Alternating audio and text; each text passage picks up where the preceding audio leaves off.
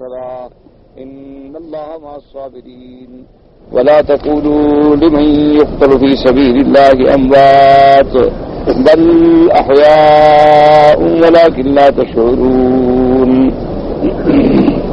ان آیات میں اللہ تبارک و تعالی نے مومنوں کو حکم دیا ہے کہ وہ جب بھی کوئی اہم مسئلہ ہے بلکہ اللہ کے احکام پہ چلنا اور منہیات سے بچنا یہ بڑا مشکل امر ہے، تو اس کے لیے ہم کریں کیا؟ فرمایا مدد پکڑو صبر سے اور نماز. تو جب تم صبر کے ساتھ مدد پکڑو گے اللہ تبارک و تعالی سے اور اس پہ جمے رہو گے تو اللہ تبارک و تعالی تمہیں اس میں کامیابی عطا فرمائیں گے. اور دوسرا علاج بتلایا نماز. اور جب یہ چیزیں صبر اور نماز تم میں آ گئیں تو اب اللہ کی معیت نصیب ہو گئی، ان اللہ مع الصابرین. اور جب اللہ کی معیت نصیب ہو جائے تو بس کامیابی ہی کامیابی ہے. تو اگلی آیت میں فرمایا کہ وَلَا تَقُولُوا لِمَن يُقْتَلُ فِي سَبِيلِ اللَّهِ أَمْوَاتٌ بَلْ أَحْيَاءٌ وَلَكِن لَّا تَشْعُرُونَ. فرمایا کہ مت کہو اس شخص کو جو اللہ کے راہ سمجھتے ہو. تو یہ بات سمجھیں کہ اس آیت مبارکہ میں اللہ تبارک و تعالی نے شہید کی حیات ابدی کا ذکر فرمایا. یعنی جس شخص نے صبر کی آخری حد کیا ہے کہ انسان اپنی جان دے دے، اس سے بڑی چیز تو اس کے پاس کوئی نہیں. تو جس شخص نے اللہ کے راستے میں اپنی جان کا نذرانہ بھی پیش کر دیا، ایک جان تھی اللہ کے لیے قربان کر، ایسا کہ صحابہ رضوان اللہ علیہم اجمعین نے، جیسے کہ علماء نے لکھا ہے کہ اب ہم ایک بڑی مشکل سے دوچار ہیں کہ ہمارے اندر صورت اسلام تو ہے،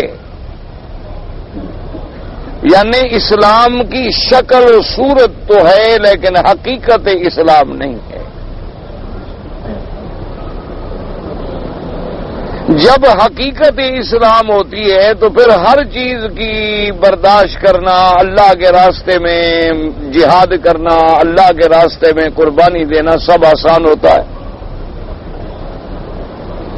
اور جب صرف ایک صورت ہو اور اس میں حقیقت نہ ہو،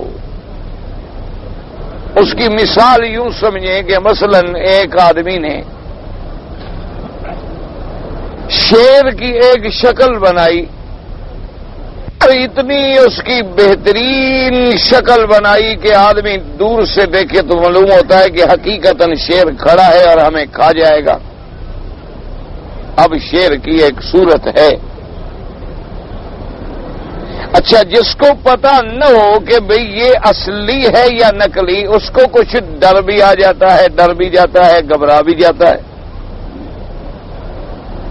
لیکن جب قریب چلا جائے اور پتہ چل جائے کہ یہ اصلی شیر نہیں ہے، بھئی یہ تو نقلی ہے، تو پھر اس کو ہاتھ بھی لگاتا ہے، کھیلتا بھی ہے، ساتھ بھی کھڑا رہتا ہے، کبھی اصلی تو ہے ہی نہیں، یہ تو شکل ہے، صورت ہے، لیکن شیر کی حقیقت ہے. جیسے آپ نے دیکھا ہوگا دیہاتوں میں کہ دیہاتی لوگ جو ہیں اپنے کھیت کی حفاظت کے لیے جب کوئی کھیت ہو تو اس کی حفاظت کے لیے ایک لکڑی کھڑی کر کے اس کے اوپر ایک کپڑا ڈال دیتے ہیں. اب پرندے یہ سمجھتے رہتے ہیں کہ بھئی آدمی کھڑا ہے، اگر ہم اس کھیت کے قریب جائیں گے تو یہ آدمی ہمیں مارے گا. وہ ڈر کے مارے اس کے قریب نہیں آتے کھیت کے. لیکن اگر اتفاق سے کوئی دو چار پرندے یعنی آ بھی پڑے اور دیکھیں گے وہ تو بھئی کپڑا ہی ہے، آدمی شادمی تو کوئی نہیں، حرکت پہ سارے ٹوٹ پڑتے ہیں، اس کھیت کو ختم کر دیتے ہیں. پتہ چل جاتا ہے کہ یہ حقیقت نہیں، یہ صورت ہے. یہی وجہ ہے کہ ہم نے اسلام کی ایک صورت تو اپنائی ہوئی ہے کہ کلمہ پڑھتے ہیں، نماز بھی پڑھ لیتے ہیں، اذانیں بھی ہوتی ہیں، ہماری مسجدیں بھی ہیں، خدا رسول کا نام بھی لے لیتے ہیں، اور کچھ لوگوں نے ماشاءاللہ داڑھی بھی رکھی ہوئی ہے، شکل و صورت بھی، لباس بھی اسلام کا پہنا ہوا ہے، تو کفر کے دلوں میں کچھ ایک دبدبا، ایک روب سا ہوتا ہے کہ بھی اسلام اسلام اسلام ہے، لیکن جب وہ ہمیں کھول کے قرید کے اندر سے دیکھتے ہیں تو ان کو پتہ لگ جاتا ہے کہ بھئی یہ حقیقت نہیں ہے، یہ تو صرف صورت ہے، شکل ہے۔ تو جب سے ان کو یہ بات کا سمجھ آ گئی ہے، انہوں نے ہر جگہ ہمارا ناطقہ بند کر دیا ہے، ہم ہر جگہ مسلمان جو ہے وہ ذلت و نکبت کا شکار ہے۔ ان کو پتا ہے کہ اب ان میں حقیقت نہیں رہی، اسی لیے اب آپ دیکھیں کسی بھی مسئلے میں، یعنی اب مسلمان میں اتباع سنت نہیں رہی، اب مسلمانوں میں وہ تقوی نہیں رہا، اب مسلمانوں میں تمسک بکتاب اللہ نہیں رہا، اب مسلمانوں کے اندر وہ پہلا جذبہ نہیں رہا۔ اس کی وجہ کیا ہے کہ حقیقت ہی نہیں رہی، ہے ہی صرف شکل ہی شکل اور صورت ہی صورت۔ ورنہ آپ دیکھیں کہ ایک صحابی ہیں رضی اللہ تعالی عنہ، ان کو کافر مکے کے مشرکین مکہ لے گئے اور انہیں پھانسی پہ لٹکانے کے لیے کھڑا کر دیا، اور اس کے بعد کسی کافر کو خیال آیا تو اس نے پوچھا کہ اے خباب، ہم ایک آپ سے بات پوچھتے ہیں کہ کیا تم اس بات کو پسند کرتے ہو کہ جیسے اب ہم آپ کو نیزوں سے چھلنی کریں گے اور پھانسی پہ لٹکا دیں گے، کہ اس جگہ اگر تمہارے نبی ہوں اور تمہیں ہم چھوڑ دیں؟ پتا ہے صحابی کیا جواب دیتا ہے؟ وہ کہتا ہے کیا کہہ رہے ہو؟ تم تو کہتے ہو کہ مجھے چھوڑ دو اور حضور صلی اللہ علیہ وسلم کو نعوذ باللہ یہ تکلیف پہنچائی جائے۔ میں کہتا ہوں حضور میرا اس پھانسی پہ چڑھ جانا، نیزوں سے چھلنی ہو جانا مجھے بڑا آسان ہے، لیکن میں تو حضور کے پاؤں کے تلوے میں ایک کانٹا بھی برداشت نہیں کر سکتا۔ وجہ کیا تھی؟ وجہ یہ تھی کہ ان کے اندر حقیقت اسلام تھی، وہ صرف صورت اور شکل نہیں تھی۔ اس لیے اب اس بات کو سمجھیں کہ جو آدمی اب حقیقت پہ آ گیا، یعنی اب وہ شکل صورت نہیں بلکہ حقیقت اسلام کو جان گیا، حقیقت اسلام اس کی رگ و پہ میں سرایت کر گئی اور وہ اسلام کے لیے جان کی بازی لگا گیا۔ اب اس کے جذبے کا یہ عالم ہے کہ کھجوریں ہاتھ میں ہیں اور جنگ ہو رہی ہے، تو وہ کھجوریں جو ہاتھ میں ہیں نا ان کو پھینکتا ہے اور کہتا ہے میں اتنی دیر بھی گوارا نہیں کر سکتا، میں اتنی دیر بھی گوارا نہیں کر سکتا کہ میں کھجوریں کھاتا رہوں اور جنت میں جانے میں دیر ہو جائے، وہ جا کے جنگ میں فوراً شریک ہو جاتا ہے اور شہید ہو جاتا ہے۔ یعنی اس جذبے کا آپ اندازہ کریں کہ بھی کتنی دیر لگتی، دو چار کھجوریں کھا لیتا، لیکن وہ کہتے ہیں بھی اتنی دیر بھی مجھ سے برداشت نہیں ہوتی۔ جیسے آپ نے دیکھا نہیں کہ صحابہ فرماتی ہیں کہ انی لاجد ریح الجنت من قبل احد، کہتے ہیں ایک دوسرے سے کہ بھئی آؤ دوڑو، ہمیں تو بھئی احد کی طرف سے جنت کی خوشبوئیں آ رہی ہیں۔ یہ کیا تھا؟ ایک صحابی آتی ہیں حضرت ابی عبیدہ رضی اللہ تعالی عنہ کی خدمت میں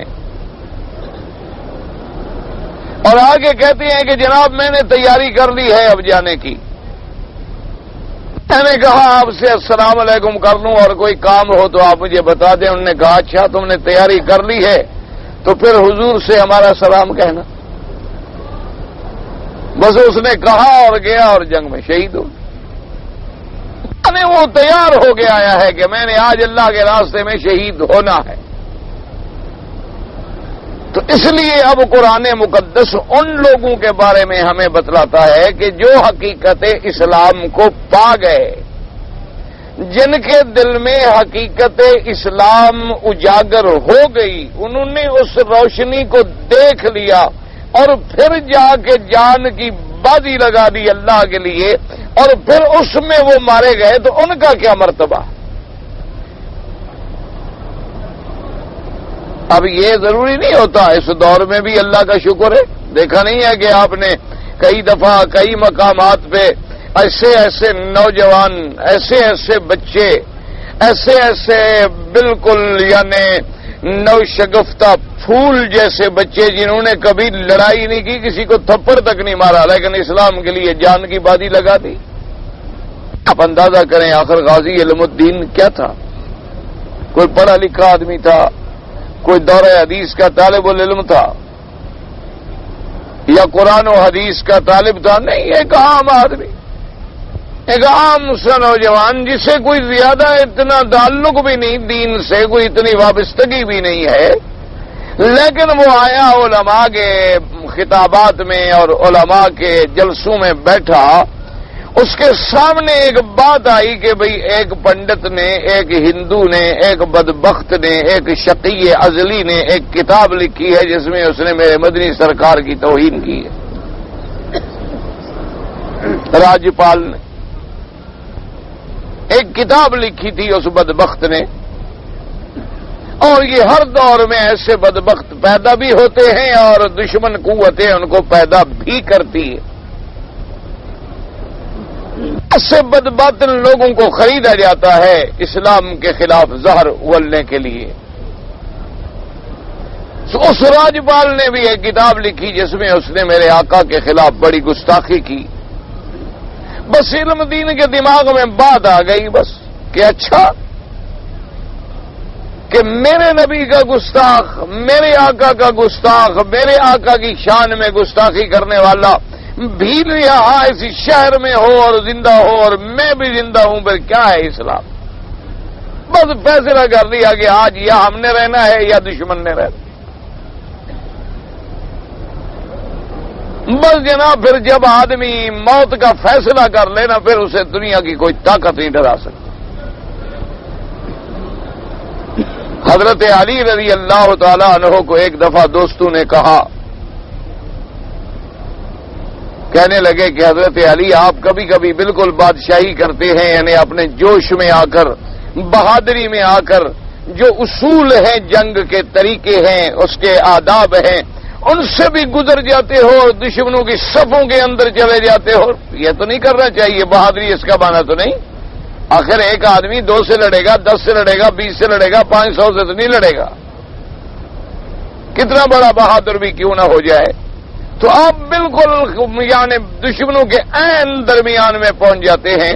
تو حضرت علی رضی اللہ تعالیٰ عنہ نے کیا پیاری بات کی، فرمایا بھی موت خود پہرا دے رہی ہوتی ہے. نے کہا کیا مطلب؟ انہوں نے کہا وقت سے پہلے آ جو نہیں سکتی. جب وقت سے پہلے آ نہیں سکتی ہے تو پھر اس نے تو خود ہی حفاظت کرنی ہے نا، کہ میں پہلے کیسے آؤں، میں نے تو اپنے وقت پہ آنا ہے.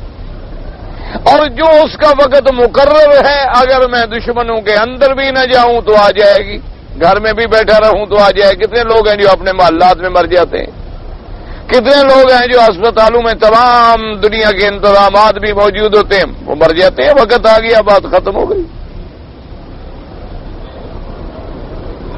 تو جب آدمی حقیقت اسلام کو پا جاتا ہے تو بس وہ پہنچا علم الدین. اور جناب پھر اسے دنیا کی کون سی دیواریں روک سکتی تھی جب آدمی فیصلہ کر لے کہ میں نے تو مرنا ہے.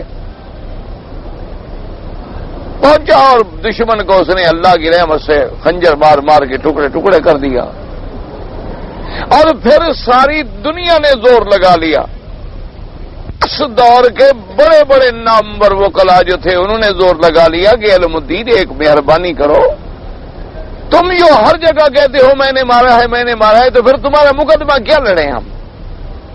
بھئی جب قاتل خود کہہ رہا ہو کہ میں نے مارا ہے تو مقدمہ تمہارا کیا لڑیں؟ تم مہربانی کرو، ایک ہندو تھا، دشمن اسلام تھا، دشمن رسول تھا، اس کو تم نے مارا، بڑا اچھا کیا. تو اب اگر تمہیں جان بچانے کا موقع مل سکتا ہے تو کیوں بلا وجہ تم جان کی بازی لگاتے ہو؟ تم اتنا کہہ دو کہ میں نے نہیں مارا،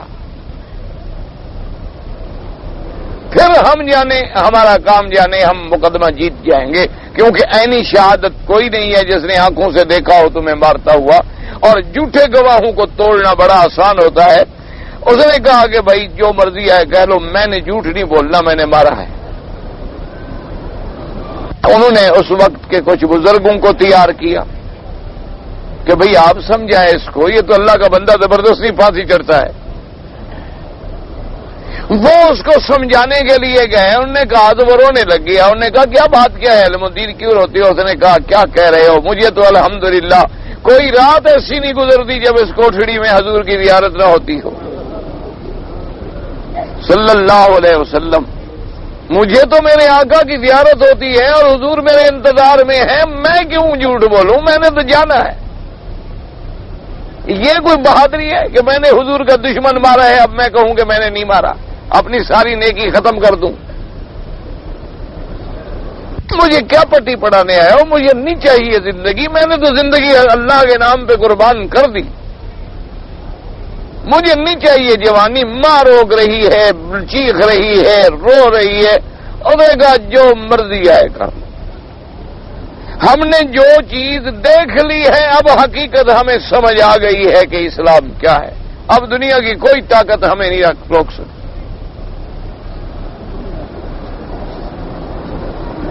یہ اصل وجہ کیا ہے کہ جب وہ جذبہ اسلام بیدار ہوتا ہے اور آدمی حقیقی مسلمان بن جاتا ہے تو پھر دنیا کی کوئی قوت اسلام کا مقابلہ نہیں کر سکتی۔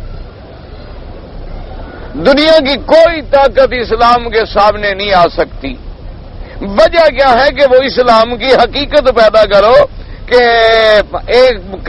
یعنی 1,00,000 سے متجاوز رومیوں کا لشکر ہے، اور حضرت خالد بن الولید رضی اللہ تعالیٰ عنہ کے ساتھ چند ہزار آدمی ہیں۔ ایک رومی سردار جو قید ہوا تھا وہ کہنے لگا خالد بن الولید سے کہ خالد کیا کر رہے ہو، یہ کوئی دنیا میں بھی جنگ ہے کہ ایک طرف چند ہزار ہوں اور ایک طرف لاکھوں ہوں؟ یہ کون سی جنگ ہے؟ اتنے بڑے جرنیل ہو، اتنے بڑے قائد ہو فوج کے، کیا کر رہے ہو؟ اپنی فوج کو اپنے ہاتھوں سے مروانا چاہتے ہو؟ تم طریقے سے بڑے عزت نفس کے ساتھ اپنے آپ کو پسپا کر لو کہ لاکھوں سے یعنی 1,20,000 سے متجاوز روم کی فوج ہے، اور سیدنا خالد بن الولید رضی اللہ تعالیٰ عنہ کے ساتھ 20,000 بھی نہیں بنتے۔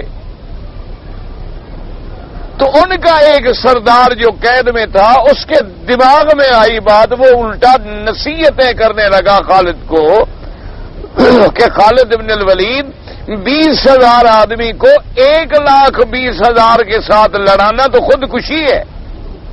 ان کے پاس ہر قسم کا اسلحہ ہے، طاقت ہے، پیسہ ہے، ان کے ساتھ ان کی مواصلات ہیں، روابط ہیں، اور تم اپنے دارالخلافہ سے کٹے ہوئے ہو، تمہیں کسی کمک پہنچنے کی بھی امید نہیں ہے۔ تو حضرت خالد بن الولید مسکرائے اور مسکرا کے کہنے لگے کہ رومی سردار، مجھے افسوس ہے کہ میرا عسکر جو ہے نا وہ آج کل اس کو ذرا اس کے سموں کے اندر کچھ زخم آئے ہوئے ہیں۔ عسکر گھوڑا تھا خالد بن الولید کا، کہنے لگے اس کے سم جو ہے نا اس میں ذرا چوٹ لگنے سے کچھ زخمی ہے، اگر میرا گھوڑا آج صحیح ہوتا نا تو میں تمہارے بادشاہ روم کو باقاعدہ دعوت دیتا کہ اور بھی کوئی فوج رہ گئی ہو تو بلا لو۔ آج تو اللہ نے ہمیں موقع دیا ہے کہ دشمن پوری طاقت جھونک کے ہمارے سامنے آیا ہوا ہے، آج تو جنگ کا مزہ آئے گا۔ تم کہتے ہو میں 1,20,000 سے نہ لڑوں، کیا کہہ رہے ہو؟ ہمارے سامنے یہ عدد ودد کچھ نہیں ہوتا۔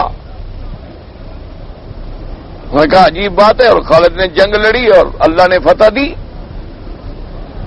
ابھی اللہ ہوتا، وجہ کیا تھی کہ ان میں حقیقت اسلام تھی، ہمارے اندر صورت اسلام تو ہے، اسلام کے ہم نام لیوا تو ہیں، کلمہ بھی ہم پڑھ لیتے ہیں، خدا رسول کا نام بھی ہم لے لیتے ہیں، کبھی ہم طواف بھی کر لیتے ہیں، حج بھی کر لیتے ہیں، قرآن بھی پڑھ لیتے ہیں، لیکن یہ صورت ہے، حقیقت نہیں۔ اسی وجہ سے آج جن دشمنوں کو پتہ چل گیا ہے کہ یہ تو صورت کے مسلمان ہیں، اندر سے تو یہ اسی طرح ہیں جیسے ہم ہیں۔ جب یہ علیحدہ ہوتے ہیں تو یہ بھی خنزیر کھا لیتے ہیں، شراب پی لیتے ہیں، سود کھا لیتے ہیں، حرام کرتے ہیں، جھوٹ بولتے ہیں، زنا کرتے ہیں، ڈاکے مارتے ہیں، قتل کرتے ہیں، ماؤں کے ساتھ زنا کرتے ہوئے یہ پکڑے جاتے ہیں، اپنی بیٹیوں اور بہنوں کے ساتھ بدفعلی کرتے ہوئے یہ پکڑے جاتے ہیں. یہ تو ایسے صورت ہے، ان میں حقیقت اسلام نہیں ہے، اس لیے وہ ہمیں ہر جگہ ذلیل و خوار کرتے.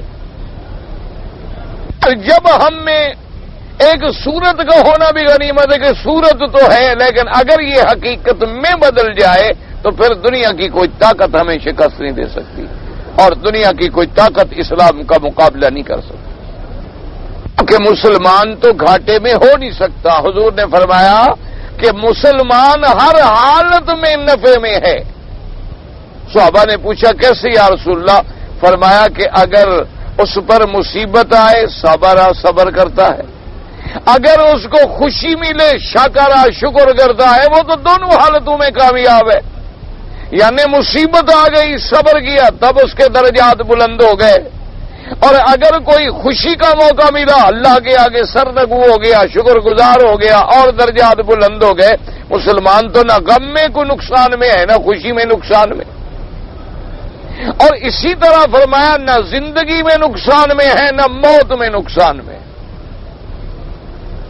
زندہ رہا تو غازی ہے، مجاہد ہے، اسلام کا سپاہی ہے، اور اگر وہ مارا گیا تو اللہ کے راستے میں شہید ہے. اور شہید کے اتنے بڑے درجات ہیں کہ جیسے کہ میرے آقا نے سرکار مدینہ صلی اللہ علیہ وسلم نے آپ نے فرمایا کہ میں نے حضرت جعفر کو دیکھا ہے کہ وہ ملائکہ کے ساتھ اڑتا ہوا جا رہا ہے. اس لیے ان کا لقب جو تھا وہ جعفر تیار بن گیا. تو اب اللہ تبارک و تعالیٰ نے اس آیت میں فرمایا کہ جو لوگ میرے راستے میں شہید ہو جائیں. یاد رکھیں کہ شہید کا معنی یہ ہوتا ہے، ایک تو یہ ہے کہ جب صحیح معنوں میں اسلام کے بادشاہ کی قیادت میں، امیر المومنین کی قیادت میں کفار کے ساتھ جنگ ہو، اور جنگ کا مقصد بھی خالص اللہ کا نام بلند کرنا ہو. بات کو سمجھیں، یعنی کسی کا ملک چھیننا یا کسی کی دولت پہ ڈاکہ ڈالنا یا کسی کو زیر نگی کرنا اور اپنے اقتدار کو بڑھانا، یہ جنگ نہیں ہوتی، یہ جہاد نہیں ہوتا. جہاد تو تب ہوتا ہے کہ باقاعدہ مسلمانوں کا بادشاہ ہو، امیر المومنین ہو. اگر اسلام کی حکومت نصیب نہیں ہے تو چلو جو ایک جماعت ہے ان کا امیر مسلمان ہو، یہ ضروری ہے. ہمارے ہاں تو لوگ بدکتے ہیں نا کہ بادشاہ بادشاہ. اصل بات یہ ہے کہ جب اسلام کے نیچے ہوگا بادشاہ تو وہ رحمت ہے، اسلام سے نکل جائے تو پھر زحمت ہے. تو صرف ایک ہمارے ذہنوں میں کفر نے ایک فلسفہ ڈال دیا ہے کہ جمہوریت میں یہ ہوتا ہے اور شہنشاہیت میں یہ ہوتا ہے اور فلاں ہوتا ہے. اگر شہنشاہیت مطلقاً کوئی بری چیز ہوتی تو اللہ قرآن میں اس کی تعریف نہ بیان فرماتے. اللہ نے فرمایا بنو اسرائیل کو کہ ہم نے تم پر کتنا انعام فرمایا ہے، ہم نے تمہارے اندر انبیاء بھی بھیجے اور ملوک بھی بھیجے، تم میں ہم نے بادشاہ بھی بنائے. اسی طرح اگر بادشاہت میں کوئی برائی ہوتی اللہ حضرت سلیمان علیہ السلام کو کبھی بادشاہ نہ بناتے. حضرت سلیمان علیہ السلام اللہ کے نبی ہیں، حضرت داؤد علیہ السلام اللہ کے نبی ہیں. اللہ ان کو پھر ایسی بادشاہی نہ دیتے کہ انسانوں کے علاوہ جنوں پر بھی بادشاہی، ہواؤں پر بھی بادشاہی، پرندوں پر بھی بادشاہی، طیور پر بھی بادشاہی. اور اللہ نے میرے پاک نبی سرکار مدینہ صلی اللہ علیہ وسلم کو بھی اختیار دیا ان یکون ملکا نبیا او ان یکون عبدا رسولا. فرمایا اللہ نے میرے مدنی محمد مصطفیٰ صلی اللہ علیہ وسلم اگر آپ چاہیں تو آپ کو بھی ہم نبوت کے ساتھ بادشاہ بھی بنا دیں، اور اگر آپ چاہیں تو ہم آپ کو نبوت بھی بنا دیں، رسول بھی بنا دیں، لیکن ابدیت کا مقام دے دیں، بادشاہت نہ دیں۔ حضور نے فرمایا مجھے بادشاہت نہیں چاہیے، میں آپ کا عبد اور رسول رہنا چاہتا ہوں۔ تو اس لیے ہمیشہ یاد رکھیں کہ یہ ایک محض کفر کا ایک پراپگنڈا ہوتا ہے، اس سے ہم متاثر ہو جاتے ہیں، ان کے پاس وسائل ہوتے ہیں بات پھیلانے کے، اور اہل حق کے پاس وسائل نہیں ہوتے۔ تو آپ یہ سمجھیں اصل بات کیا ہے کہ بادشاہ اس کا نام رکھ لیں، خلیفہ رکھ لیں، امیر المومنین رکھ لیں، امیر المسلمین رکھ لیں، اس کا نام آپ صدر رکھ لیں، کوئی رکھ لیں، شرط یہ ہے کہ جب تک وہ اللہ کے احکام کا پابند ہے، اللہ کے احکام پہ چلنے والا ہے، اللہ کے احکام کی تنفیذ کرنے والا ہے، تو وہ رحمت ہے، ورنہ وہ زحمت ہے۔ ایک موٹی سی بات یاد رکھ، اسی لیے سیدنا ابی بکر رضی اللہ تعالیٰ عنہ نے جو پہلا خطبہ دیا تو اس میں کیا کہا تھا؟ فرمایا کہ اے لوگوں مسلمانوں بات سن لو، جب تک میں اللہ اور اللہ کے رسول کا فرما بردار رہوں تم میری فرما برداری کرنا، اگر میں خود اللہ اور اللہ کے رسول کے فرمان سے ہٹ جاؤں تو پھر میری کوئی پابندی نہیں، میری کوئی فرما برداری نہیں۔ اور حضرت عمر رضی اللہ تعالی عنہ نے یہی بات کی، لیکن سوالیہ انداز میں کی۔ آپ نے فرمایا کہ اے لوگوں اگر میں خدا نہ کرے اللہ رسول کے حکم سے ہٹ جاؤں، تو صحابہ کھڑے ہو گئے، انہوں نے کہا عمر جب تک تم اللہ کے رسول کے حکم پہ چلو گے تم ہمارے امیر ہو، ہمارے خلیفہ ہو، امیر المؤمنین ہو، ہم تمہارے حکم کے پابند ہیں، اگر تم اللہ رسول کے حکم سے ہٹ گئے پھر تیری تلوار سے تجھے سیدھا کر دیں گے۔ اصل بات یہ ہے اطاعت ربانی، اصل مسئلہ سمجھو کہ اللہ نے جو بنیاد رکھی ہے آدم علیہ السلام کو، اللہ نے کیا فرمایا کہ انی جاعل فی الارض خلیفہ، کہ آدم علیہ السلام تم نے جا کر میرے حکم کی نیابت کرنی ہے، تمہارا اپنا کوئی حکم نہیں، تم میرے احکام کو تنفیذ کرنے والوں بنو گے۔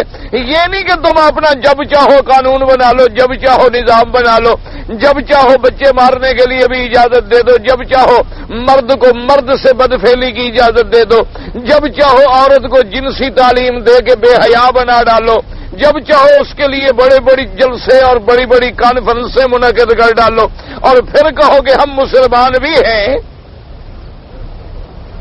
تو یہ بات نہیں ہو سکتی۔ یہ دو رخی بات جو ہے، یہ دو رنگی جو ہے، یا سراسر موم ہو جا یا سراسر سنگ ہو جا، یا صحیح معنوں میں مسلمان بنے یا سیدھی بات کہہ دیں گے جی ہمارا اسلام سے کوئی تعلق نہیں، اسلام آپ کے بغیر بھی زندہ رہے گا، کوئی ایسی بات نہیں۔ اگر ہم سب اسلام کو چھوڑ دیں، اللہ اس بات پہ قادر ہے وَيَسْتَبْدِلْ قَوْمًا غَيْرَكُمْ ثُمَّ لَا يَكُونُوا أَمْثَالَكُمْ، اللہ نے فرمایا ہم تو ایک قوم کو ختم کر کے اور قوم پیدا کر دیں۔ عاد اور سمود کو ہم نے مٹا ڈالا ہے، اللہ نے فرمایا کہ دیکھو اب ان کے نام و نشان بھی کہیں ملتے ہیں، ہمارے لیے کیا مشکل ہے۔ تو اصل بات یاد رکھو کہ جب جہاد ہوگا تو جہاد کیسے ہوگا کہ امیر المومنین ہو، مسلمانوں کا بادشاہ ہو یا امیر ہو یا خلیفہ ہو۔ اب وہ جہاد کے لیے جب روانہ ہو تو مقصد کیا ہو؟ اعلاء کلمت اللہ، کہ اللہ کے نام کو بڑھانا اور پھیلانا، اللہ کے دین کو دنیا میں اور زمین میں نافذ کرنا، اور پھر وہ باقاعدہ کفر والوں کو ان کو باقاعدہ دعوت دے گا پہلے کہ بھئی اسلم تسلم، اسلام لاؤ تو تم ہمارے بھائی ہو، اور اگر تم اسلام قبول نہ کرو تو پھر جزیہ قبول کر لو، ہمارے باج گزار بن جاؤ، ہم تمہاری حفاظت کریں گے، ذمہ بن کے رہو، معاہد بن کے رہو ہمارے ساتھ، تمہاری جان مال آبرو، تمہارا مذہب، تمہاری ہر چیز، کیوں اسلام جبر تو نہیں کرتا کسی کو کہ زبردستی مسلمان بنا دو۔ یہ بھی ایک ہمارے ہاں بنیادی غلطی ہے، جب کسی مسلمان کو آپ کہیں نا جی نماز پڑھ دو، کہتا ہے جی اسلام میں کوئی زبردستی ہے، بس آپ نے کہہ دی آپ جائیں. اسلام سمجھو یعنی کافر پہ ہم جبر کر کے اس کو اسلام میں داخل نہیں کریں گے بلکہ اس کو اسلام کے دلائل سے آگاہ کریں گے. لیکن جب کلمہ پڑھ کے مسلمان ہو جائے اب اللہ کے حکم نہ مانے تو پھر تو حدود قائم کریں گے, پھر تو سختی کے ساتھ اسے عمل کرایا جائے گا کیونکہ اس نے اسلام قبول کر لیا ہے. جب آپ کسی کے ملک میں جاتے ہیں آپ ان کی شہریت قبول کر لیتے ہیں تو اب ان کے قانون بھی قبول کرنے ہوں گے, جزا اور سزا بھی آپ کو بھگتنی ہوگی. اگر آپ ان کے شہری نہیں ہیں اور وہاں کوئی آپ غلط بات کرتے ہیں تو وہ آپ سے کہیں گے جی مہربانی کرو اپنے ملک میں چلے جاؤ. وہ کہیں گے جی بس ہم آپ کو فوراً واپس کر دیتے ہیں, آپ اپنی سیٹ کرائیں اور مہربانی کریں. لیکن جب اس ملک کے شہریت کے حقوق کو تم لے لو تو اب جب شہری مفاد اور منافع تم نے حاصل کرنے ہیں تو اس کے قانون کی پابندیاں بھی تم نے قبول کر دی ہیں. اسی طرح جب تک تم نے اسلام قبول نہیں کیا تھا اسلام کبھی تمہاری گردن پہ تلوار نہیں رکھے گا کہ کلمہ پڑھو.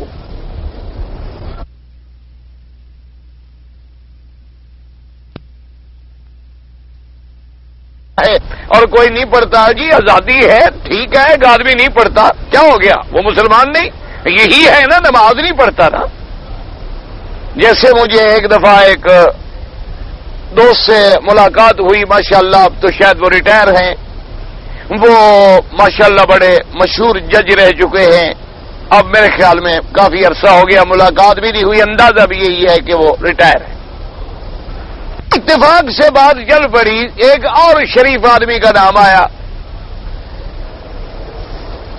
تو میں نے کہا کہ بھی وہ اس کے بارے میں نے کچھ پڑھا تھا اخباروں میں. اب اخبار کی خبر جو ہے اس پر اعتبار کرنا اور آج کے دور میں اللہ معاف کرے بڑی مشکل بات ہے. اچھا ویسے بھی خدا کی قدرت ہے, اخبار جمع ہے خبر کی, اور خبر کی جو تعریف ہے نا کتابوں میں وہ یہی ہے کہ الخبر یحتمل الصدق والکذب, کہ خبر سچی بھی ہوتی ہے جھوٹی بھی ہوتی ہے. اسی سے لفظ اخبار بنا ہے. اسی لیے آپ دیکھیں کہ جب محدثین کوئی بات کریں گے یعنی امام بخاری امام ترمذی یعنی وہ لوگ جنہوں نے حدیث رسول کی خدمت کی ہے, اگر کوئی ایسی بات آئے گی نا وہ کہیں گے نہیں یہ اخباری بات ہے, یعنی یہ بات قابل حجت نہیں ہے, یہ اخباری بات ہے, یہ کسی سکھا آدمی کی بات نہیں. تو قدرتی بات ہے کہ اخبار جو ہے عام طور پہ قابل اعتماد ذرا کم ہوتا ہے. ویسے نعوذ باللہ یہ نہیں کہ سب جھوٹ لکھتے ہیں, سچ لکھنے والے بھی موجود ہیں, حق لکھنے والے بھی موجود ہیں. بہرحال میں نے انہیں کہا کہ میں نے فلاں آدمی کے بارے میں اخبار میں ایک مضمون پڑھا تھا, وہ کس حد تک ٹھیک ہے, وہ کیسا آدمی ہے. کہنے لگے مکی صاحب بات یہ ہے کہ وہ جو آپ نے پڑھا تھا یا کچھ سنا تھا وہ ٹھیک ہے, وہ شراب تو پیتا ہے لیکن بہت شریف آدمی ہے, بہت اچھا آدمی ہے, وہ کہتا ہے میں پیتا ہوں. دیکھو جی کتنی اس کی یہ جینیس ہونے کا ثبوت ہے کہ اپنی غلطی مانتا ہے, وہ تسلیم کرتا ہے, وہ کہتا ہے کہ بھائی میں پیتا ہوں. میں نے کہا حضرت آپ تو جج ہیں ماشاءاللہ, آپ تو عدالت کی کرسی پہ بیٹھنے والے ہیں, عدالت کے قانون میں اعتراف جرم کے بعد آپ اس کو جینیس ہونے کا سرٹیفکیٹ دے کے بری کر دیا کرتے ہیں. جو آدمی آپ کی کورٹ میں آ کے اعتراف جرم کر دیا کرے کہ ٹھیک ہے جی میں نے کیا ہے, تو پھر آپ اسی طرح فیصلہ کر دیں گے یار ماشاءاللہ شاباش ہے تم پر, یار تم تو بڑے اونچے آدمی ہو, اپنی غلطی مان لی, جاؤ چھٹی, جاؤ گھر جاؤ. یا اعتراف جرم کے بعد تو گواہوں کی بھی ضرورت نہیں ہے, وہ خود سزا کا مستحق ہو گیا. اسلام کے نقطۂ نظر میں جب اس نے مان لیا کہ میں پیتا ہوں وہ تو حد شرب خمر کا مرتکب ہے, اب وہ تو فاسق ہے فاجر ہے, اب اس پر حد نافذ ہونی چاہیے بجائے اس کے کہ آپ تعریف کر رہے ہیں کہ بڑا اچھا آدمی ہے, حالانکہ وہ ایک بہت بڑے ماشاءاللہ بہت بڑے پڑھے لکھے باپ کا بیٹا. کہنے لگا ہاں جی یہ تو ہے. میں نے کہا یہ تو ہے کیا مانا ہوا, یعنی یہ کون سی بات ہے کہ ایک آدمی جب اسلام نہیں, میں نے کہا چلو اسلام تو آپ ایک طرف رکھیں, آپ کا جو قانون ہے آپ کے قانون میں اگر ایک قاتل جرم کا اعتراف کر لے تو آپ چھوڑ دیتے ہیں. ہاں یہ تو ہو سکتا ہے کہ آپ کہیں کہ تھوڑی سی ہم نرمی کر دیں، لیکن یہ تو نہیں کہ سزا معاف کر دیں، پھانسی کے بجائے عمر قید کر دیں گے تاکہ اور چر چر کے مرتا رہے، ذلیل ہو کے مرے، 20 سال جو پڑا رہے جیل میں، وہ ویسے بھی مر جاتا ہے آدمی، 40-50 سال کا 70-80 سال مر جائے گا۔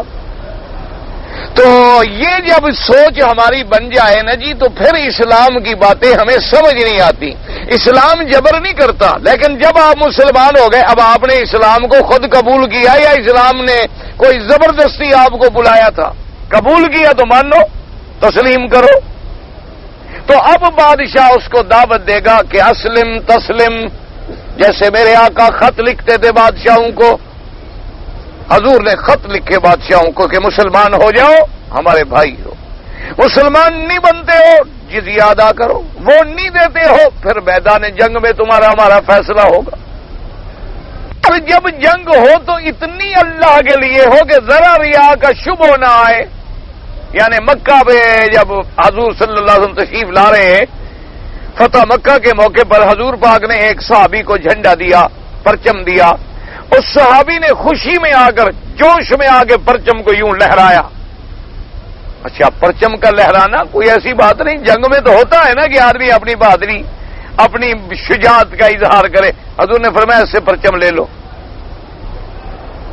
آپ نے فرمایا تم یہ جو ذرا ہلا رہے تھے نا، مجھے بو آ رہی تھی کہ تیرے اندر کوئی فخر آ گیا ہے، تھوڑا سا تیرے اندر کوئی ذاتی کاوش آ گئی ہے، ذاتی بات آ گئی ہے۔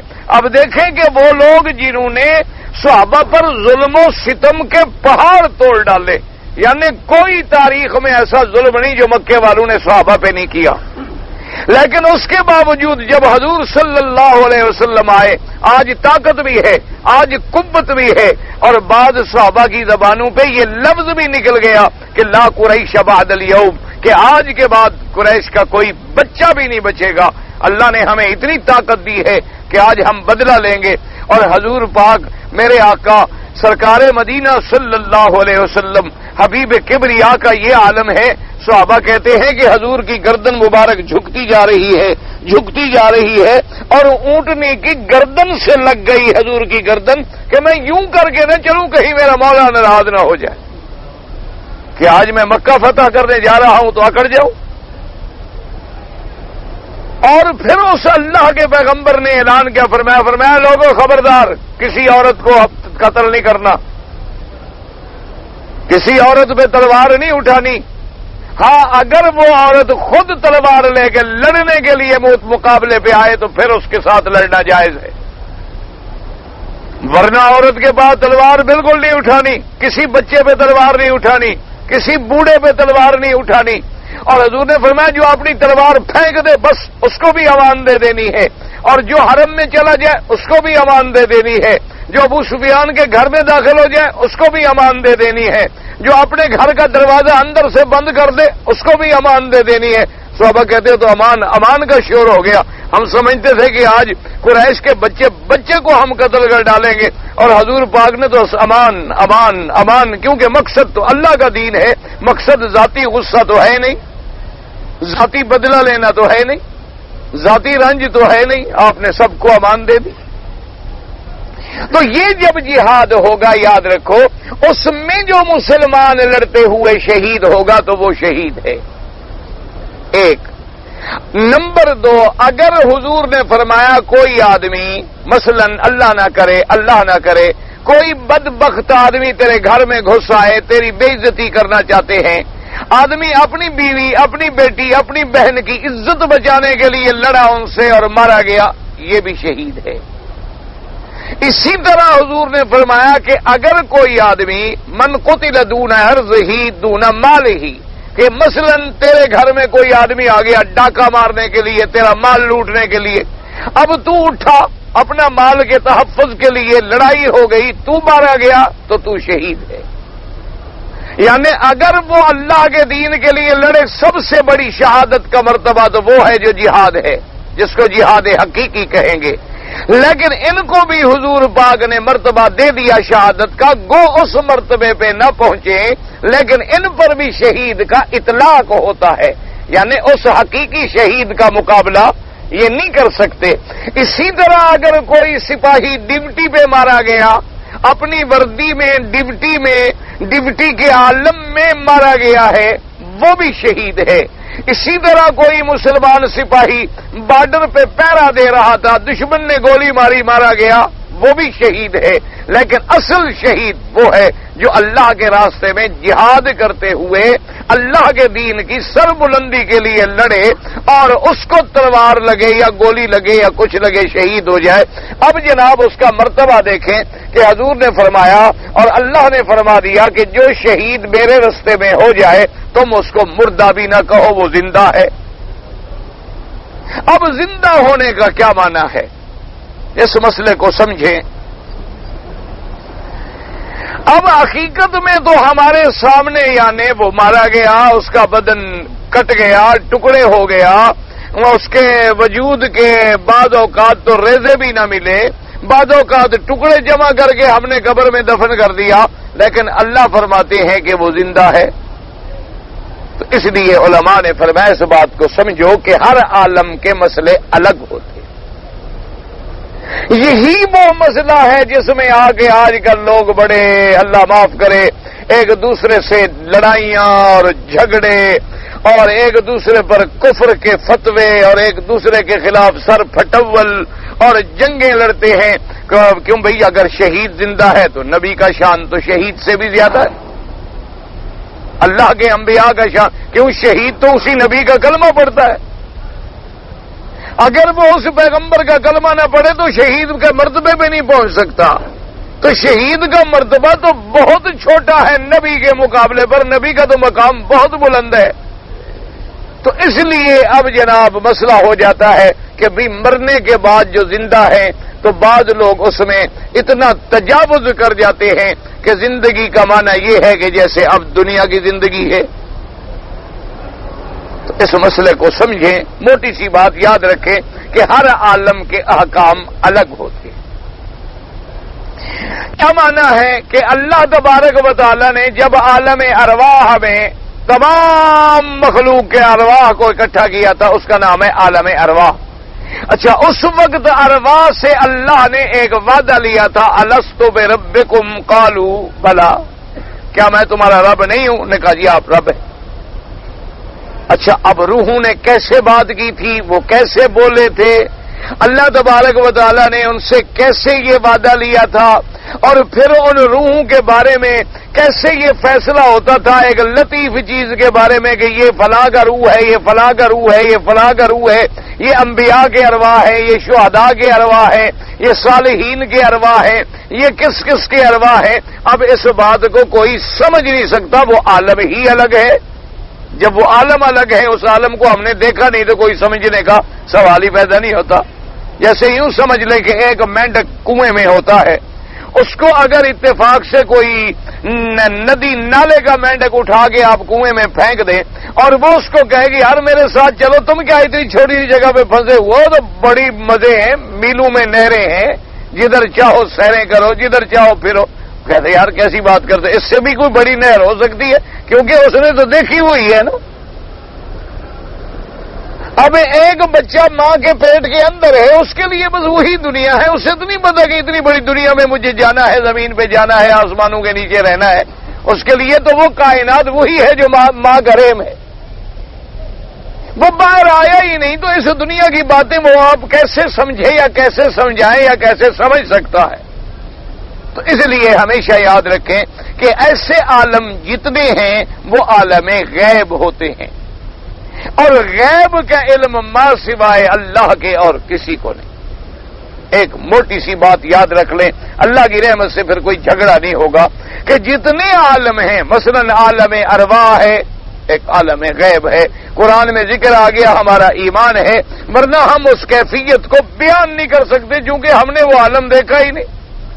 اب دیکھیں نا جی، آپ مجھ سے کسی ایسے شہر کے بارے میں پوچھیں جو شہر میں نے دیکھا نہ ہو، میں نے سنا نہ ہو، میں نے اخباروں میں بھی نہ پڑھا ہو، میں نے نقشہ بھی نہ دیکھا ہو، تو میں آپ کو کیا بتا سکتا ہوں؟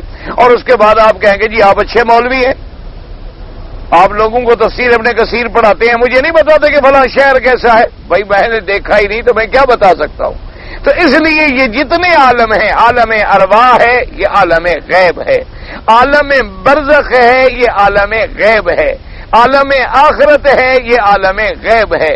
ہم صرف اس عالم دنیا میں ہیں جو ہمارے سامنے ہے، اس کے بعد کے جتنے عالم ہیں وہ ہم سے غیب ہیں، اور غیب کے بارے میں ہم صرف اس بات پہ ایمان رکھیں گے جو اللہ فرمائے گا اور محمد عربی صلی اللہ علیہ وآلہ آلہ وصحبہ وسلم تسلیما کثیرا فرمائیں گے۔ ہاں اب یہ بات سمجھ لیں کہ اللہ چاہتے ہیں تو کبھی کبھی اپنے انبیاء پر اس عالم غیب کو کھول دیتے ہیں، دکھا دیتے ہیں حقیقت، اور کبھی چاہتے ہیں تو اپنے اولیاء اللہ پر بھی بطور کشف کے کھول کے ان کو دکھا دیتے ہیں، لیکن یہ نہیں ہوتا کہ تمام اس کی تفاصیل جزئی اور تفصیل کلی بتا دی جائے۔ ایک واقعہ دکھلا دیا، دو واقعے دکھلا دیے، کبھی حضور کے سامنے جنت دکھلا دی، کبھی حضور کو عذاب قبر ہوتا ہوا دکھلا دیا، کبھی حضور صلی اللہ علیہ وسلم کو جنت میں حضرت عمر کا گھر دکھلا دیا، کبھی حضرت بلال کے چلنے کی آواز سنوا دی، حضور صلی اللہ علیہ وسلم کو معراج کرا کے سیر کرا دی۔ اسی طریقے سے اللہ تبارک و تعالی کبھی کبھی اپنے اولیاء پر بھی بات چیزیں کھول دیتے ہیں، ان کو نظر آ جاتی ہے لیکن اس کا فیصلہ نہیں ہوتا، اس لیے کہ وہ عالم غیب ہے۔ تو اب جو اللہ نے فرمایا کہ اس کو مردہ نہ کہو، یہ زندہ ہے، اب اس کی زندگی کی کیفیت کیا ہے؟ یہ عالم برزخ کا تعلق ہے، اور عالم برزخ عالم غیب ہے۔ اللہ نے کہا ہے کہ زندہ ہے، آمنا وصدقنا۔ باقی رہ گئی یہ بات کہ بھئی دنیا کی زندگی نہ، جب یہ عالم ہی نہیں تو دنیا کی زندگی کا تو سوال ہی پیدا نہیں ہوتا۔ دنیا کی اگر زندگی ہوتی پھر وہ نماز کا پابند ہوتا، باقاعدہ صف اول میں آتا شہید نماز پڑھنے۔ دنیا کی زندگی ہوتی تو اس کی بیوی کا نکاح کسی دوسری جگہ نہ ہو سکتا، دنیا کی زندگی ہوتی تو اس کی جائیداد بھی کبھی تقسیم نہ ہوتی، دنیا کی زندگی ہوتی تو پھر تو وہ ہمیشہ کے لیے رہتا۔ اس کا کیا مطلب ہے کہ وہ نہیں ہے؟ اس لیے یاد رکھیں کہ وہ زندگی جو ہے وہ عالم برزخ کی زندگی ہے، اور اس عالم کا عالم غیب ہے، اور اس کی حقیقت کو کوئی نہیں جانتا مگر میرا اللہ جانتے۔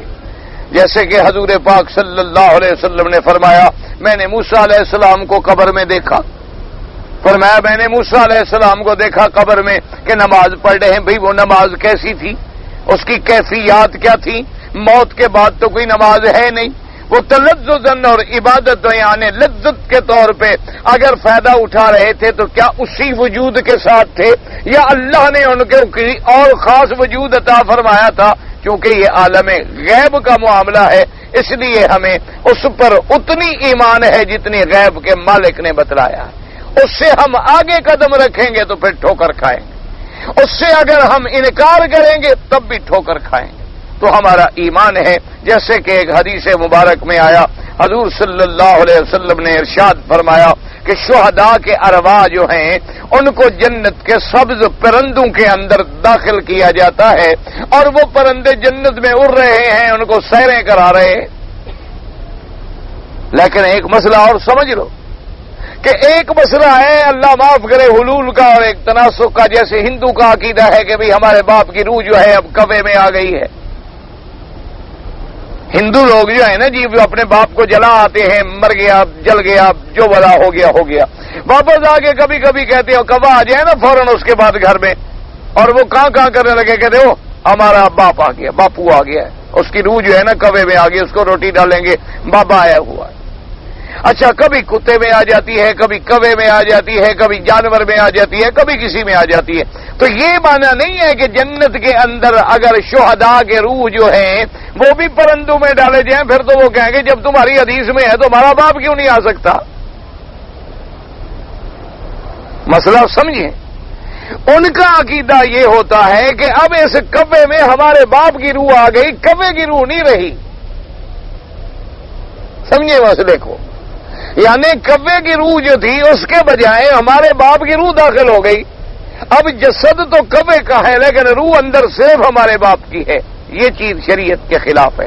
اسلام جو کہتا ہے وہ یہ ہے کہ وہ پرندے اپنی روح کے ساتھ ہیں، ان میں ارواح شہداء کو ایسے بنا دیا گیا گویا وہ ان کی سواری ہے، اٹھا کے سیر کرا رہے ہیں۔ جیسے کہ اللہ تبارک و تعالیٰ نے سلیمان علیہ السلام کے لیے ہوا کو مسخر کر دیا کہ ان کے تخت کو لے کے اڑتی تھی اور تخت کو جہاں آپ حکم دیتے تھے وہاں اتار دیتی تھی. تو وہ کیفیت اور اس کیفیت میں آسمان و زمین کا فرق ہے. یعنی یہاں اس کی روح نکل گئی حیوان کی اور بندے کی داخل ہو گئی، وہاں اس کی اپنی روح موجود ہے. صرف اللہ تبارک و تعالی ان کو جنت کی سیر کی آسانی کے لیے کہ جو میرے راستے میں کٹ گئے، میرے راستے میں شہید ہو گئے، تو ان کو ایسی سواریاں عطا فرماتے ہیں کہ جن کا کوئی بندہ تصور نہیں کر سکتا، کہ جنت کے پرندے اور جنت کے پرندے ان کی سواری بن گئے ہیں اور اس پہ جناب وہ سیر کر رہے ہیں اور وہ جنت کی نعمتوں سے متمتع ہو رہے ہیں. اللہ تبارک و تعالی نے جو شہداء کو زندگی دی ہے وہ اس نوعیت کی ایک زندگی ہے جس کا تعلق جو ہے عالم برزخ سے ہے. اس لیے قرآن نے کہہ دیا کہ تم لاکھ زور لگاؤ لا تشعرون، تم سمجھ نہیں سکتے، کیونکہ تم نے وہ عالم دیکھا نہیں تو سمجھو گے کیسے؟ جب تم نے اس عالم کا مشاہدہ نہیں کیا، اس عالم میں آئے نہیں ہو تو کیسے سمجھو گے؟ تو اس لیے آدمی اتنے حدود میں رہے کہ جہاں قرآن کہتا ہے زندہ ہے آمنا، جہاں حدیث میں آتا ہے کہ بھئی حضور پاک نے عذاب قبر دیکھا آمنا، جہاں حدیث میں آتا ہے کہ کوئی سلام کرے حضور جواب دیں گے اور سنیں گے تو آمنا، لیکن اس سے آگے قدم نہ بڑھائیں، نہ آگے ہٹیں نہ پیچھے ہٹیں. جتنا قرآن و حدیث میں اجازت ملے اسی پہ چلیں تو تب ایمان بھی محفوظ رہے گا اور اللہ کی رحمت سے خاتمہ بھی ٹھیک ہوگا. اگر ہم اپنا عقل لڑائیں گے تو پھر یا ادھر نکل جائیں گے یا ادھر نکل جائیں گے، پھر بچنا مشکل ہوگا. اللہ پاک آپ پر اور ہم سب پہ رحمت فرمائے. میں نے اسی دن بتا دیا تھا کہ حضور کی خاصیت ہے، تو آپ نے کیسے کہا کہ جواب نہیں ملا؟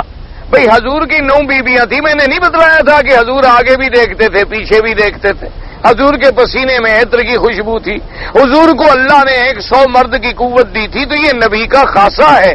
تو میں نے تو جواب دیا تھا، آپ کو نہ سمجھ آئے تو میں کیا کروں؟ یہ خصوصیت انبیاء ہے. اور پھر میں نے یہ بھی بتلا دیا تھا کہ اس میں بھی اللہ نے عدل کیا کہ تمہیں 4 کا حکم ہے لیکن 4 کو طلاق دے دو تو اور 4 کر سکتے ہو کہ نہیں کر سکتے؟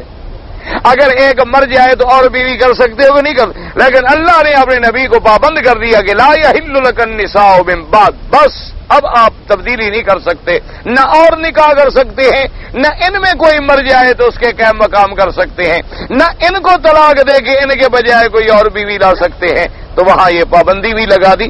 اتنی تفصیل سے میں نے جواب دیا تھا، تمہیں سمجھ نہ آئے تو اب میں کیا کروں؟ کہ میں ایک مولوی صاحب کے درس میں بیٹھا تھا، انا للہ و انا الیہ راجعون. اب ہم اسی لیے رہ گئے ہیں. باقی وہ کہتا ہے جی حنفیوں کی ایک کتاب ہے در مختار، اس میں لکھا ہے کہ امام کے لیے جو شرائط ہیں اس میں ایک شرط یہ بھی ہے کہ اللہ معاف کرے اب کوئی عورت، کیا ہمیں تو پڑھتے ہوئے شرم آتی ہے، اس کو پتہ نہیں سوال کرتے ہوئے بھی شرم نہیں آتی، کہ امام کے لیے یہ بھی شرط ہے کہ اس کے اعضائے تناسل جو ہے وہ مضبوط ہو اور بڑا ہو اور موٹا ہو اور فلان ہو. اللہ کے بندے، اب ان کی نظر میرے خیال میں صرف حنفیوں کی انہی چیزوں پہ رہتی ہے اور کسی نیکی والی چیز پہ نظر نہیں پڑتی. کبھی پڑتی ہے تو ماں کے مسئلے پہ پڑتی ہے، کبھی زنا کے مسئلے پہ پڑتی ہے، کبھی عضو اعضائے تناسل پہ پڑتی ہے. کیا بات ہے آخر؟ مسئلہ سمجھو. حضور کی حدیث مبارک کا کیا جواب دو گے؟ حضور نے فرمایا کہ میرے بعد مجھ سے سب سے پہلے وہ بیوی ملے گی جس کا ہاتھ لمبا ہوگا. تو بیویاں کہتی ہیں ہم نے ہاتھ پیمائش کی ہے باقاعدہ کہ بھی کس کا ہاتھ بڑا ہے. تو بی بی سودا کا ہاتھ بڑا تھا لیکن وفات ہو گئی بی بی زینب کی. پھر ہمیں سمجھ آیا حضور کا مقصد ہاتھ بڑے سے یہ نہیں تھا کہ ہاتھ بڑا ہو، ہاتھ بڑے سے مانا تھا جو بی بی سب سے زیادہ سخی ہوگی، یعنی سب سے زیادہ خیرات کرنے والی ہوگی. تو بی بی زینب چونکہ سب سے زیادہ خیرات کرنے والی تھی ان کا ہاتھ بڑا، اس لیے تو وہ کنایا تھا. یہ علماء نے کنایا لکھا ہے کہ وہ امام گناہوں سے پاک ہو. مقصد یہ ہے کہ وہ شریف ہو. ایسا نہ ہو اللہ معاف کرے جو لڑکوں سے یا غلط کام کر کر کے اپنی قوتیں برباد کر چکا ہو. مانا یہ ہوتا ہے جو گناہ سے پاک ہو اور عفت والا ہو، عزت والا ہو، وہی وہ ہوگا جس کے اعضاء ٹھیک ہوں گے۔ جو ساری زندگی جخ مارتا رہا اس کے اعضاء بھی صحیح ہو سکتے ہیں۔ اب اگر تمہیں بات سمجھ نہ آئے تو حنفی والوں کا تو قصور نہیں ہے، نہ کتاب لکھنے والوں کا کوئی قصور ہے۔ بغیر سر ڈھانپے نماز پڑھنا اگر کپڑا نہیں ہے تو کوئی حرج نہیں، لیکن موجود ہے تو پھر باقاعدہ سر ڈھانپ کے نماز پڑھیں۔ 3-4 جگہ سے بال کٹوائیں تو دم پڑ جاتی ہے، اس طرح پھروائیں یا اتنے بال کٹوائیں کہ چوتھا حصہ پورے سر کے بالوں کا کٹ جائے۔ انعامی بانڈ جو ہے یہ جوا ہے، خالص حرام ہے۔ ہمارے ہاں جو شب برات مناتے ہیں بدعت ہے۔ فیدین کی جہاں حدیثیں آپ نے پڑھی ہیں وہاں ایک حدیث مبارک میں یہ بھی ہے کہ 2 سجدوں کے درمیان، تو وہ کیوں نہیں کرتے؟ جو اس کا جواب ہے وہی حنفیوں کا باقی کے بارے میں جواب ہے۔ آج کل جو کانفرنس ہونے والی ہے بالکل اسلام کے خلاف ہے۔ والدین میں سے سب سے زیادہ حق ماں کا ہوتا ہے، وہ پھر باپ کا ہوتا ہے۔ اگر کسی نے پیسے لیے اور عمرہ نہیں کیا، قیامت میں جواب دے گا، ہم کیا کر سکتے ہیں؟ اگر ایک شخص فوت ہو گیا، 2 بیویاں ہیں اور دونوں میں سے اس کی اولاد ہے، لیکن بعد اولاد جو ہے یعنی بالغ نہیں ہے، تو اس میں میراث کے لیے بالغ کی کیا ضرورت ہے؟ جائیداد سب کو ملے گی۔ جو نابالغ ہیں ان کی ماں کو، ان کے وارث ان کو دو، سنبھال کے اس کی جائیداد رکھے۔ میں نوکری کی غرض سے مکے آیا، جدہ سے بغیر احرام پہنے مکہ آ گیا۔ اگر تم چلے تھے پہلے جدے کے لیے، پھر جدے میں 1 دن رہ گئے، پھر مکے آئے تو کوئی جرمانہ نہیں، سیدھا مکے آ رہے تھے، عمرہ نہیں کیا تو عمرہ بھی قضا کرو اور دم بھی دو۔ اگر مسلمان کا عقیدہ ہو کہ اللہ ہر مسلمان کے ساتھ موجود ہے، نحن اقرب الیہ من حبل الورید، اللہ نے فرمایا، اللہ پاک نے فرمایا تم جہاں بھی ہو میں تمہارے ساتھ ہوں، اور جب 3 ہوں تو چوتھا میں ہوتا ہوں۔ لیکن معنی کیا ہے؟ معیت علم۔ دعا سیدھی اللہ سے کریں۔ مرنے والے کے لیے آپ قرآن پڑھ کے دعا مانگتے ہیں، ٹھیک ہے، یہ جو کرائے پہ پڑھاتے ہیں وہ ناجائز ہے۔ توسل کی کسی جگہ مجھے قرآن میں کوئی آیت نہیں ملی۔ طواف زیارت ہم نے پہلے کیا، بال بعد میں ہم نے جا کے سر کے کٹوائے، کوئی بات نہیں۔ اگر ہمارے ملک میں بڑی بدعتیں ہیں، کیسٹ بھی جب کوئی موقع آتا ہے ہم بیان کر دیتے ہیں، باقی اب تم کیسٹ خود لے لو۔ اگر جب یہ خطبہ ہو رہا ہو تو اس وقت آپ خطبہ سنیں اور کوئی حرکت بھی نہ کریں۔ حدیث پاک میں آتا ہے اگر خطبے سنتے ہوئے تم نے دوسرے کو بھی کہہ دیا کہ چپ کرو تو تم نے بھی اپنا ثواب ضائع کر دیا، یا تم نے کوئی کنکری سے کھیلنا شروع کر دیا پھر بھی اپنا ثواب ضائع کر دیا۔ کیونکہ خطبے کا سننا اتنا ضروری ہے کہ ظہر میں جیسے 4 رکعتیں ہیں اور جمعہ میں 2 ہیں تو 2 رکعتوں کے مقام خطبہ ہے۔ اب یوں سمجھیں کہ آپ گویا نماز میں بیٹھے ہیں، اتنے ادب سے بیٹھیں کہ کوئی بات نہ کریں، کوئی چھیڑخانی نہ کریں، کوئی شور نہ کریں۔ اور اس وقت جب یعنی امر بالمعروف سے بڑی چیز کیا ہے؟ اس وقت اگر وہ منع ہے تو باقی کام کیا کر سکتے ہیں ہم؟ میرا بھائی بہت غریب ہے تو کیا ہم اپنے پیسے زکوٰۃ کے بھائی کو دے سکتے ہیں؟ بالکل دے سکتے ہو، بلکہ دیا کرو۔ اگر گھر میں کوئی رشتہ داروں میں کوئی غریب ہو تو اس کو زکوٰۃ دینے کے 2 فائدے ہیں، ایک زکوٰۃ ادا ہوگی، پھر صلہ رحمی بھی ہوگی۔ بھائی کو ضرور زکوٰۃ دیں، جتنی تمہارے پاس زکوٰۃ ہے سب دے سکتے ہو، سب دے دو، کوئی بات نہیں۔ داماد کو بھی زکوٰۃ دے سکتے ہیں، بیٹا نہیں، باپ بیٹا نہیں، بیٹا باپ کو نہ دے، باپ بیٹے کو نہ دے، یہ زکوٰۃ ماں کو بھی نہیں، کیونکہ تمہارا سارا مال ہے ہی باپ کا، پھر اس کو بھی زکوٰۃ دو گے؟ یعنی اس سے بڑا کوئی گرا ہوا بیٹا بھی ہوگا جو زکوٰۃ کا مال باپ کو دے؟ بھی حضور نے فرمایا انت ومالک لابیک، تم بھی اور تمہاری ساری جائیداد تمہارے باپ کی ہے، تو وہ تو تمہاری ساری جائیداد کا مالک ہے، زکوٰۃ کا کیا معنی؟ زکوٰۃ تو اس کو دی جاتی ہے جو مالک نہ ہو۔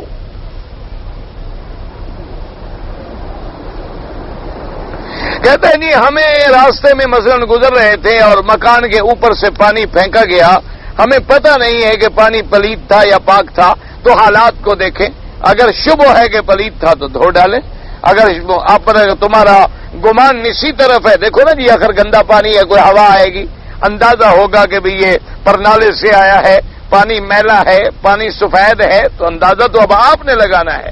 تو اگر پانی گندا ہے تو پھر آپ کو کپڑے بھی دھونے ہوں گے، سب کچھ کرنا ہوگا۔ کہتے ہیں میں نے عمرہ کیا ہے، احرام بھی باندھا الحمدللہ، اور عمرے کے سارے ارکان بھی کیے، اور بغیر بال کٹوائے ہوئے احرام کھول دیا، تو سارے ارکان تم نے کیسے کیے؟ سب سے بڑا رکن تو چھوڑ دیا، جب تک بال نہ کٹاؤ احرام سے نکل ہی نہیں سکتے تھے تم، تو تم نے بال کٹائے ہی نہیں، احرام کھول دیا، کہتے سارے ارکان میں نے پورے کر دیے ہیں۔ کہاں پورے کیے ہیں ماشاءاللہ؟ اب بہرحال بال بھی کٹواؤ، ایک بکری دم بھی دو، تاکہ آئندہ انسی غلطی انشاءاللہ پھر نہیں کرو گے۔ اسی لیے اسلام نے جزائیں رکھی ہیں نا، تاکہ آدمی کو پھر غلطی نہ کرے۔ اور اس سے دوسرا فائدہ کیا ہے؟